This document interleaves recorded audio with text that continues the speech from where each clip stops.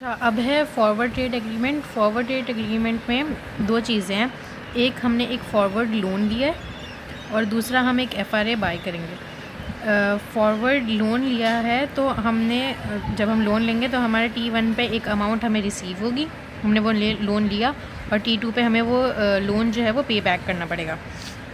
अब इसमें क्या है, ये हमने कर लिया। अब इसके बाद हमने एक जो यूनिक इंस्ट्रूमेंट था ना, ज़ीरो वाला, उसको हमने बाय किया।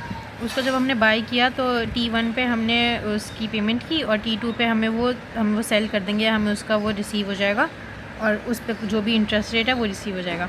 अब इसके बाद उन्होंने क्या किया, उन्होंने कहा कि ये जो लोन आपने लिया है ना, ये जो लोन अमाउंट हमने लिया है, उसी लोन अमाउंट जो हमने लिया है, वो जो अमाउंट हमें रिसीव हुई है, वो रिसीव हुई अमाउंट से हमने एक यूनिक इंस्ट्रूमेंट बाय कर लिया। तो ये दोनों चीज़ें कैंसिल आउट हो गई। फिर इस जो लोन लिया है उसको हमें पे भी करना पड़ेगा, लेकिन उसके लिए जो हमने ये जो अपना ख़रीदा था बॉन्ड, उसको हम T2 पे लाके सेल कर देंगे। जब सेल करेंगे तो हमें उस पर जो अमाउंट मिलेगी वो अमाउंट हम यहाँ पे लोन को पे करने में लगा देंगे। तो ये सारी चीज़ें आपस में कैंसिल हो जाएंगी। पहले हमने एक लोन लिया, वो जो अमाउंट मिली उस अमाउंट से एक और बॉन्ड परचेज़ किया, वो बॉन्ड परचेज़ किया, उसको सेल करके T2 पे अमाउंट एक मिली, उस अमाउंट को हमने लगा दिया यहाँ लोन पे बैक करने पे। तो ये सारी चीज़ आपस में कैंसिल हो गई। ठीक है, अब बचा क्या, जब हमने लोन लिया उसका जो हमें इंटरेस्ट पे करना है वो बचा, और जो हमने बॉन्ड लिया उस पर जो हमें इंटरेस्ट मिलेगा वो बचा।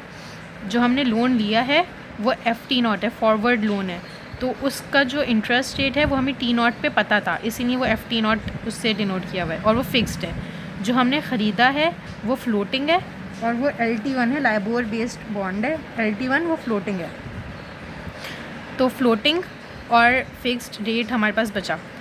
दोनों जो है, एक जो फ़िक्स्ड रेट है वो हमें T0 पे पता था, शुरू से पता था कि हमारे पास हमें क्या पे करना होगा इंटरेस्ट रेट, और जो LT1 है वो हमें T1 पे आके पता चला जब हमने वो बॉन्ड ख़रीद लिया था।